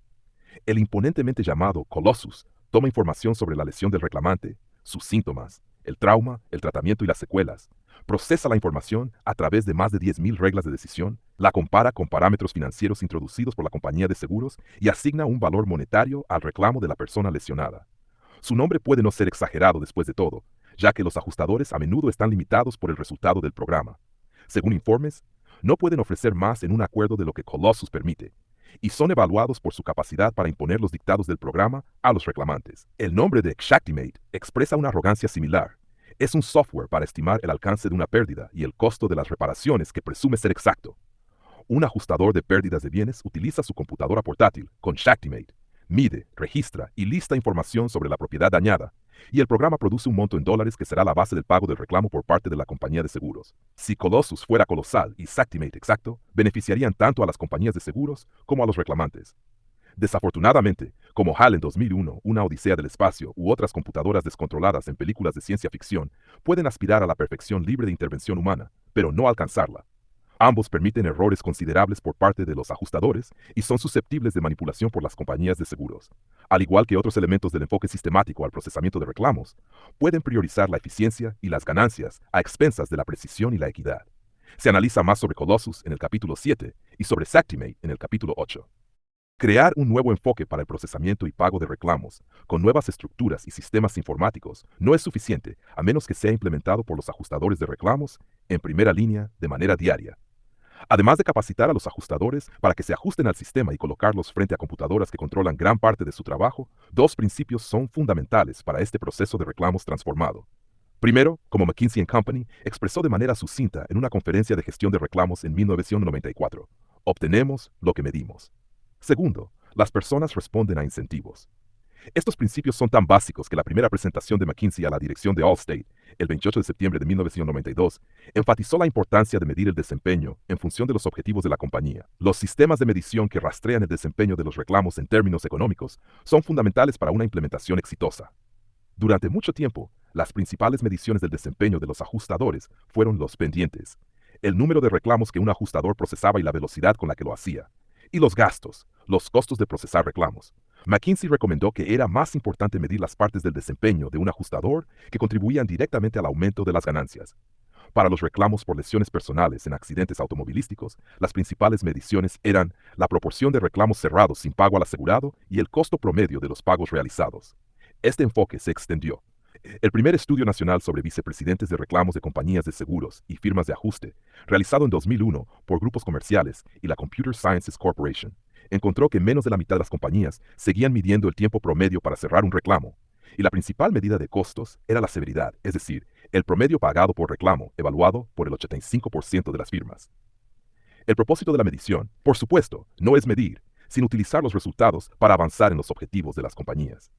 Parte del rediseño del proceso de reclamos consistía en usar las nuevas mediciones para dirigir el comportamiento de los empleados hacia el objetivo corporativo de aumentar la rentabilidad. Como declaró McKinsey, parte del nuevo plan de juego era estándares obligatorios y expectativas de desempeño. Cada una de las compañías que adoptaron el nuevo plan de juego estableció nuevas expectativas para los empleados y a menudo utilizó esas expectativas como base para incentivos positivos y negativos, en promociones, sueldos y otras recompensas. Para actuarios, suscriptores, gerentes y otros empleados de compañías de seguros, las medidas que alinean los incentivos de los empleados con los objetivos de la empresa, incluido el objetivo de la rentabilidad, son perfectamente apropiadas. No así para los ajustadores. El trabajo del ajustador es cumplir la promesa de la compañía de pagar lo que se debe, ni más ni menos. Si un ajustador paga o cuánto paga en un caso particular o en todos los casos, debe depender únicamente de cuánto debe la compañía en los reclamos. Si la remuneración del ajustador está vinculada a reducir la severidad o a cerrar casos sin pago, la compañía le ha dado al ajustador un incentivo para violar las prácticas aceptadas y romper la promesa hecha a los asegurados. Como concluyó una encuesta de personal de seguros realizada por el experto en ética Peter Kensicki, si el estándar establecido mejora el servicio a una parte interesada, está éticamente fundamentado. Si crea un beneficio para el empleador a expensas del monto legítimamente debido a un reclamante, no lo está. De hecho, este estándar es tan fundamental que está respaldado por la ley. Por ejemplo, una ley de California prohíbe que las compañías de seguros paguen a los ajustadores cualquier parte de su compensación basada en el monto por el cual se resuelven los reclamos. No obstante, como declaró uno de los encuestados de Kensicki, la práctica de compensar según el desempeño está creciendo y escuchamos que todo el mundo lo hace como defensa. El rediseño de las métricas y los incentivos fue central en la Claims Core Process Redesign PR de McKinsey en Allstate. McKinsey enfatizó el cambio de un enfoque antiguo, que valoraba la eficiencia de los ajustadores al manejar reclamos y los costos asociados, hacia uno más alineado con los nuevos objetivos del CCPR. Los procesos actuales están incentivando y reforzando comportamientos que no benefician a los accionistas. Actualmente medimos gastos y pendientes. El nuevo enfoque de medición se basará en los procesos y actividades necesarios para lograr los resultados deseados. Solo medir no era suficiente. Era necesario establecer objetivos y recompensar o castigar comportamientos. McKinsey estableció metas que describió como agresivas. Una de estas metas, para reclamos menores por accidentes automovilísticos con lesiones de tejidos blandos, consistía en que, durante el primer año del CCPR y de forma permanente a partir de entonces, el pago promedio por reclamo sea igual al monto establecido a través del proceso de evaluación. En otras palabras, una vez que Colossus u otro sistema determinaba cuánto estaba dispuesta a pagar la compañía por un reclamo, el trabajo del ajustador era asegurarse de que el reclamante recibiera ese monto y nada más. Para mantener un promedio de liquidación igual al monto evaluado, por cada dólar que un asegurado recibiera por encima de esa cantidad, los ajustadores tenían que extraer $1 del acuerdo de otro asegurado. En Allstate, los ajustadores recibían una evaluación de sus supervisores, un resumen de desarrollo de desempeño, Performance Development Summary, o PDS, 2 veces al año, y el supervisor revisaba los resultados con el ajustador. En estas reuniones, los supervisores siempre discutían objetivos relacionados con los montos pagados en los reclamos, incluyendo el porcentaje pagado al monto evaluado por Colossus. A los ajustadores se les entregaba una tarjeta de crédito Citibank de la compañía llamada Big Blue, presumiblemente azul como el logo de Allstate, para cubrir gastos relacionados con el trabajo, como viajes para asistir a sesiones de capacitación fuera de sus oficinas. Dado que las tarjetas no eran para gastos cotidianos, era necesario obtener autorización previa para utilizarlas. Sin embargo, esta autorización previa a veces se usaba para otorgar bonificaciones a los empleados que cumplían con metas de desempeño, como reducir los pagos por reclamos. Las bonificaciones eran pequeñas pero frecuentes, siguiendo un enfoque de relaciones laborales que favorecía refuerzos continuos en lugar de recompensas de gran escala, y también para evitar impuestos. El folleto del programa de reconocimiento aconsejaba que los regalos o premios no monetarios, entregados ocasionalmente a los empleados y que no excedan los 100, no son gravables. Un comprobante de un empleado mostraba bonificaciones que incluyen $20 por un bajo porcentaje de reclamos en los que el asegurado estaba representado por un abogado, $5 por contactar rápidamente a los asegurados y $50 en otras bonificaciones, acompañadas de certificados diseñados con un estilo barato de edición de escritorio con mensajes como «Felicidades! Por tu logro en contactar a los reclamantes en 3 días, puedes cargar $5 a tu tarjeta de crédito Allstate». State Farm adoptó un enfoque diferente, generando métricas que afectaban los pagos de reclamos, pero evitando crear documentos que demostraran cómo se utilizaban para presionar a los ajustadores individuales. Su política oficial, según lo declarado en una conferencia de 1995, era que los números no se desarrollan por debajo del nivel de división, y que no se puede desarrollar un déficit de calidad por debajo de 100 expedientes, por lo que no se puede realmente llevar al nivel de los representantes de reclamos. Sin embargo, esa política puede haber sido una reacción a un litigio en Alaska en 1991, que expuso detalles de su proceso de pago por desempeño. Se advirtió a los gerentes que no mencionaran objetivos numéricos específicos en los documentos de evaluación de desempeño, y que, en cambio, discutieran esas metas numéricas con los ajustadores durante sus reuniones trimestrales y anuales. Los objetivos no registrados incluían algunos relacionados con la severidad, como el monto promedio pagado en los reclamos, según la exajustadora senior Grace Hess. El líder de una sesión de capacitación para ajustadores enfatizó el propósito de estas reuniones. El objetivo es asegurarse de que los representantes de reclamos salgan de las sesiones entendiendo que habrá consecuencias por la idoneidad de su resolución de reclamos de calidad. Las consecuencias incluyen tanto positivas como negativas. Nunca antes se les había evaluado de esta manera. Farmers Insurance implementó uno de los programas más elaborados, en realidad, una serie de programas de medición e incentivos aplicados a lo largo del tiempo y que ha sido uno de los mejor documentados en litigios posteriores. En 1992, Farmers inauguró su programa Partners in Progress, Socios en Progreso, a través del cual se informaba a los empleados que usted y su supervisor establecerán expectativas de desempeño vinculadas a resultados que ayuden a cumplir con las necesidades comerciales de la compañía. El manual de Partners in Progress explicaba que el ajustador y su supervisor discutirían los componentes más importantes del trabajo del ajustador y el peso que se le asignaría a cada componente, en una escala de crucial, importante, esperado y oportunidad de riesgo.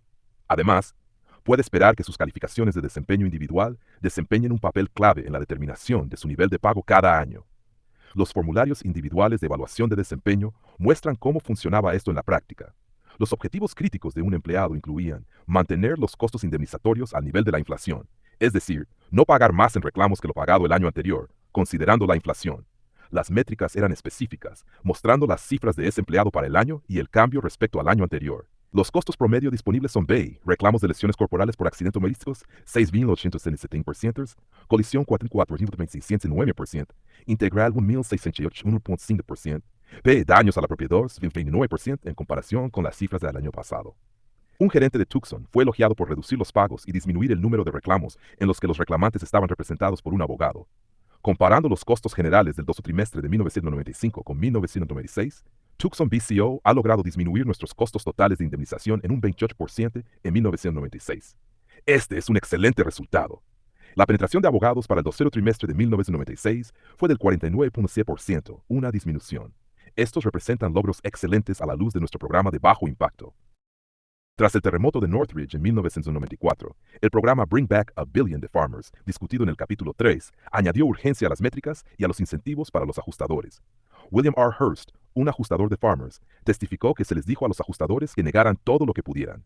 Además afirmó, los ajustadores éramos evaluados rutinariamente en función del promedio que pagábamos en reclamos.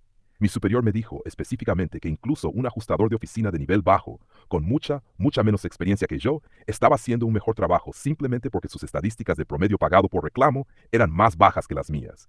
Señalé que yo tenía asignados muchos más reclamos mayores que este ajustador de oficina, pero esto parecía no importar a mi supervisor. En 1998, Farmers cambió nuevamente, nombrando a su programa de incentivos revisado Quest for Gold, búsqueda del oro. Inicialmente creó fondos de bonificaciones en efectivo y días extra de vacaciones para las oficinas que contribuyeran a los objetivos de la empresa. Estos objetivos incluían medidas comerciales normales, como el crecimiento de las primas, pero solo había un objetivo al que los ajustadores podían contribuir: relación combinada de líneas personales, meta 98.54. La relación combinada compara el monto pagado en reclamos más los gastos de la empresa con las primas que recibe, y los ajustadores podían contribuir de solo dos maneras: reducir costos, por ejemplo, usando menos clips y haciendo menos copias, o reduciendo lo que pagaban a los asegurados de Farmers y a otras partes lesionadas. En su siguiente iteración, el enfoque en la relación combinada se volvió aún más claro. En un memorándum enviado a todos los empleados de la empresa el 11 de abril de 2001, los altos ejecutivos de Farmers anunciaron un nuevo plan en el que la mitad de las bonificaciones en efectivo por ganancias estaría ligada al logro de resultados de la relación combinada a nivel de toda la empresa, y que los empleados de Farmers Group tendrían sus premios ligados al logro de metas locales de relación combinada. John Lynch, vicepresidente ejecutivo de Market Management, reforzó el punto. La prioridad número uno, el objetivo número uno, la meta número uno para el año 2001 era arreglar nuestra relación combinada. Reconocimos que esto requeriría el arduo trabajo de absolutamente todos los miembros de la organización Farmers: reclamos, suscripción, procesamiento de pólizas, gestión de mercado, agentes, gerentes de distrito, todos los que están en un rol de liderazgo dentro de la organización Farmers. Y creo que no hay mejor manera de recompensar a las personas que alinear lo que realmente es importante para ellas, lo que realmente necesitan lograr, cuáles son las metas, cuáles son las acciones, cuáles son los logros. Y si lo unes a la compensación, de repente tienes una alineación muy sólida entre nuestras metas comerciales, nuestras acciones, nuestros logros y nuestra compensación.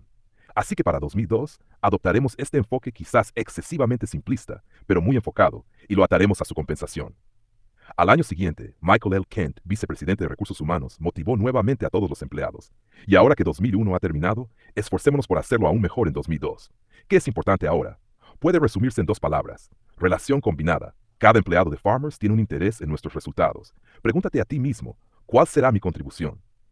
Los agricultores negaron que estos objetivos empresariales, vigorosamente afirmados una y otra vez por los ejecutivos y dirigidos a todos los empleados, afectaran las evaluaciones de desempeño de los empleados individuales.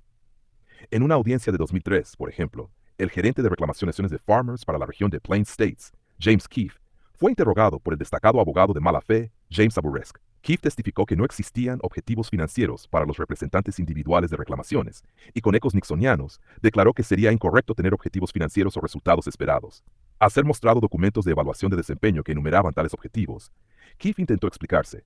Bueno, son resultados esperados, no necesariamente son objetivos, son metas o pueden ser muchas cosas. Los objetivos pueden o no ser uno de ellos.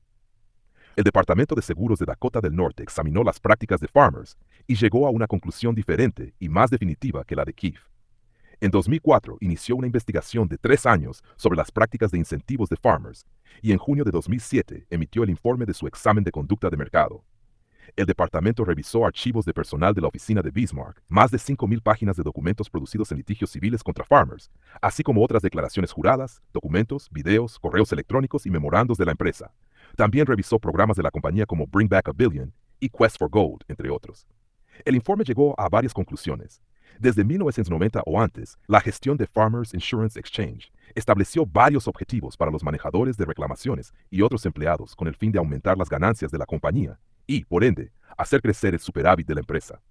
Se informó a los empleados que sus calificaciones de desempeño individual jugarían un papel clave en la determinación de su nivel de pago cada año. Muchos de los objetivos de desempeño para los empleados individuales de reclamaciones eran apropiados. Sin embargo, también se identificaron objetivos arbitrarios e injustos para los asegurados y reclamantes. Las evaluaciones de desempeño, PPR, por sus siglas en inglés, de la Oficina de Reclamaciones de la sucursal de Bismarck, incluían objetivos injustos y arbitrarios, como 1. Mantener un costo promedio de reclamaciones ajustado por inflación al nivel del año anterior o por debajo. 2. Resolver reclamaciones por lesiones corporales dentro de un rango predeterminado y mantener los pagos médicos promedio. 3. Incrementar el número de referencias de fraude. 4. Cerrar un porcentaje establecido de reclamaciones sin pago. 5. Estimar el estado de los vehículos dañados en o por debajo del promedio nacional para minimizar los pagos de indemnización. Estos objetivos se establecieron sin considerar la naturaleza o los méritos de las reclamaciones individuales que podrían manejar los empleados encargados de la liquidación de reclamaciones. Farmers no estuvo de acuerdo con las conclusiones del departamento y argumentó que el liderazgo de la empresa había cambiado en 2002, lo que resultó en una mayor conciencia entre el personal de manejo de reclamaciones sobre la necesidad de pagar lo que se debe en una reclamación de manera oportuna y una comprensión clara de sus programas de incentivos. A pesar de su desacuerdo, Farmers pagó una multa de $750,000 y prometió eliminar los planes de incentivos que utilicen metas relacionadas con resolver reclamaciones dentro de ciertos rangos y enfatizar la importancia de evaluar cada reclamación según sus propios méritos, sin subestimar ni sobreestimar los pagos. Los hallazgos del regulador de Dakota del Norte fueron confirmados en un litigio presentado por ajustadores de Farmers que buscaban ser compensados por horas extra. En 2004, el juez federal Robert E. Jones determinó que Farmers tenía una filosofía de liquidación de pagamos lo que debemos, ni más ni menos, y real estudios de reclamaciones cerradas para garantizar que los representantes de reclamaciones sigan las mejores prácticas. Sin embargo, también encontró que Farmers tenía tolerancia cero al sobrepago de reclamaciones, con una aparente mayor tolerancia hacia el subpago. Los estudios de reclamaciones se centraban en la oportunidad económica perdida para la empresa al no pagar lo menos posible en una reclamación. Farmers estableció metas de fugas o sobrepagos del 2% para daños materiales de automóviles y responsabilidad civil y un poco más del 2% para reclamaciones de propiedad. Estas metas buscaban sobrepagar no más del 2%, pero ciertamente no menos. Cuando los asegurados o víctimas no pueden ser persuadidos o forzados a aceptar lo que ofrece la compañía de seguros, ésta se prepara para defenderse en litigios. Los litigios pueden surgir temprano y de manera recurrente, como en la estrategia de negar reclamaciones por impactos menores o lesiones de tejidos blandos y forzar a los reclamantes a demandar, o bien al final de un periodo prolongado de investigación y negociación sobre el valor de una reclamación. La defensa puede ser llevada a cabo por abogados internos o por bufetes externos. Pero, al igual que la guerra no debe dejarse solo a los generales, en un proceso sistemático de reclamaciones, los litigios son demasiado importantes para dejarlos solo a los abogados. Como los ajustadores, necesitan ser gestionados para maximizar las ganancias de la compañía de seguros. Así como el primer paso en rediseñar el proceso de reclamaciones se centró en los costos, las compañías de seguros reconocieron desde una etapa temprana que podían aumentar las ganancias gastando menos en abogados. A finales de la década de 1980, McKinsey analizó 2.000 reclamaciones en St. Paul Fire Marine y concluyó que la gestión de litigios, incluida la auditoría de las facturas presentadas por abogados externos, reducía los costos en un 20% o 50 millones. La conclusión era evidente. Los abogados contratados por las compañías de seguros son simplemente otra parte del sistema de procesamiento de reclamaciones, y para las compañías son solo otro proveedor externo de servicios, como las empresas que suministran servicios de limpieza o suministros de oficina. Como tales, deben estar sujetos a sistemas de control de costos, implementados principalmente como parte del rediseño del proceso de reclamaciones. El control de costos comienza incluso antes de contratar al abogado. Hasta la década de 1990, los abogados externos eran contratados con mayor frecuencia por las oficinas locales de reclamaciones de las compañías de seguros, a menudo basándose en relaciones personales entre los ajustadores y los abogados. Las tarifas por hora se negociaban en función del mercado local de servicios legales y el nivel de experiencia y especialización de los abogados. Hoy en día, ese raramente es el caso. Allstate fue nuevamente un innovador, aunque recibió muchas críticas por una innovación en la contratación de abogados. A partir de 1999, comenzó a utilizar un sistema de licitación en Internet para muchos casos rutinarios. Bufetes de abogados externos completaban un cuestionario de preclasificación indicando qué tipos de casos podían manejar y a qué precio. Allstate describía casos anónimos en un sitio web y los bufetes licitaban por los casos basándose en una tarifa plana modificada. Las compañías de seguros también controlan los costos legales auditando las facturas de los bufetes, a menudo utilizando agencias de auditoría externas, o cada vez más, software de auditoría. La necesidad de auditorías fue impulsada en parte por casos de alto perfil, incluido uno en 1996, en el que un abogado de Miami Beach fue condenado por presentar 5 millones en facturas falsas a Lloyds. La respuesta fue drástica. Como describió el abogado de Atlanta, Terrence Sullivan, estas empresas de auditoría llegan con un estereotipo. Todos los abogados hacen trampa. Las facturas se auditan para asegurarse de que cumplan con las reglas establecidas por la compañía de seguros y a menudo se reducen por considerarse excesivas. El trabajo debe ser realizado por la persona menos costosa que esté calificada para hacerlo, y se examina de cerca el trabajo de múltiples abogados en un mismo caso. Se desalienta el uso excesivo de fotocopias. Incluso las reuniones para discutir un caso con colegas pueden no ser reembolsadas. Tradicionalmente, los abogados de defensa cobraban por hora. Ahora es mucho más común que los casos pequeños se paguen con una tarifa plana, o una tarifa plana hasta el momento del juicio. Una tarifa plana típica es de $2,500 a $3,000, mucho menos de lo que el abogado recibiría si cobrara por hora. Algunas compañías, en efecto, franquician su trabajo legal, seleccionando un bufete para manejar todos los casos de cierto tipo en una ciudad o área y pagando una tarifa horaria reducida que incluye todos los costos. Dado que el procesamiento de litigios se ha vuelto rutinario, las compañías de seguros ahora requieren que los bufetes presenten facturas utilizando software complejo que organiza, audita e informa sobre los costos legales de la compañía. La sección de litigios de la Asociación de Abogados de Estados Unidos, American Bar Association, y la Asociación Americana de Asesores Corporativos, American Corporate Counsel Association, con la participación de grandes bufetes y clientes corporativos, han ayudado al proceso desarrollando el Sistema Uniforme de Gestión Basada en Tareas, UTBMS, por sus siglas en inglés. Un conjunto de códigos digitales que lista todos los elementos de las tareas y actividades asociadas con el litigio. El Instituto de Investigación de Defensa, Defense Research Institute, DRI, adoptó las directrices recomendadas para la gestión de casos. Juntos, ambos sistemas proporcionan un medio uniforme para que los bufetes facturen y las compañías de seguros evalúen sus facturas. Counseling se promociona como una herramienta que permite controlar los costos legales mediante un mayor cumplimiento de las normas de facturación y una mejor comprensión del gasto legal. Utilizando análisis de lenguaje natural en lugar de códigos UTMBS, detecta discrepancias con las pautas de facturación y ayuda a identificar mayores oportunidades de ahorro de costos. Todo esto puede parecer un tema interno. De hecho, mantener bajos los costos legales ayuda a mantener bajas las primas. Pero existen dos problemas. Uno, en los casos en los que la compañía de seguros contrata a un abogado para defender a un asegurado en un litigio derivado de un accidente, las restricciones impuestas al abogado pueden afectar los deberes que tiene hacia el asegurado. Esto demuestra cómo la gestión de litigios se ha arraigado para aumentar las ganancias de las compañías a expensas del asegurado, al igual que otros elementos del proceso de reclamaciones. La gestión de litigios fue parte de la estrategia inicial de McKinsey para Allstate, y McKinsey dejó claro que el objetivo de defender una reclamación no es necesariamente ganar el caso en particular, sino maximizar las ganancias de la empresa. Una presentación del 8 de agosto de 1994 se tituló Rediseñando el proceso de gestión de litigios para mejorar la posición competitiva de Allstate. Se estimó que el valor de una mayor consistencia organizativa y ejecución en la gestión de litigios estaría entre 275 millones y 400 millones después de gastos. Una parte clave de este proceso será el desarrollo de estrategias a nivel de mercado para fortalecer los enfoques de negociación y litigio. Estas estrategias incluirán niveles significativamente más altos de litigios para establecer valores más consistentes. Allstate disputaría más casos para establecer estándares más bajos para todos los reclamantes. Por ejemplo, como se discutió en el capítulo 6, jugar duro con reclamaciones de impacto menor y lesiones de tejidos blandos generaría niveles más altos de litigios sobre reclamaciones pequeñas. Aunque esta estrategia cuesta más a corto plazo, gastar $10,000 para disputar una reclamación de $2,000 no es inusual. A largo plazo aumentaría las ganancias, ya que los reclamantes se verían obligados a aceptar ofertas injustamente bajas al saber que el costo de demandar superaría la recompensa. Bajo este enfoque de gestión de litigios, el abogado al que se le asigna el caso no es más que un superajustador, el siguiente paso en el proceso de resolución de reclamaciones. El monto autorizado para que el abogado resuelva el caso es igual al monto de la última oferta hecha por el ajustador de la compañía, incluso si ese monto es inferior al monto evaluado por Colossus EA, con el cual la compañía estaría dispuesta a llegar a un acuerdo.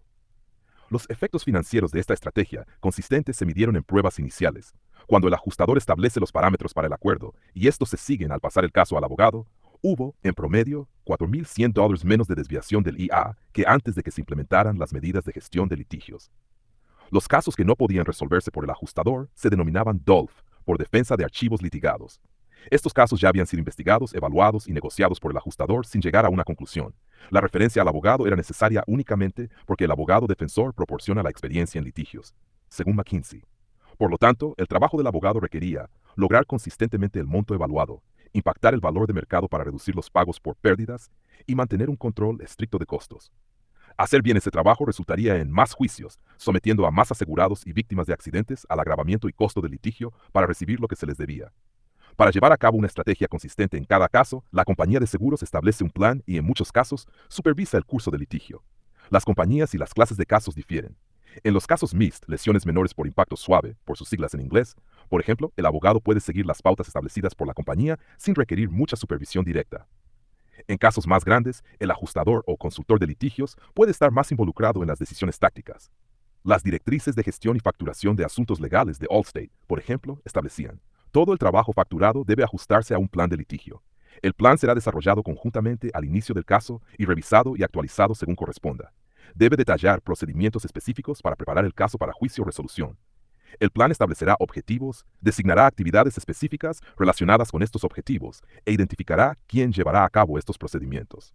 Dentro del contexto del plan de litigio, se requería aprobación previa específica para muchos de los pasos normales del litigio, incluidos la preparación de descubrimientos u otras mociones, emprender cualquier proyecto importante de investigación, contratar testigos expertos, prepararse para el juicio y presentar una apelación.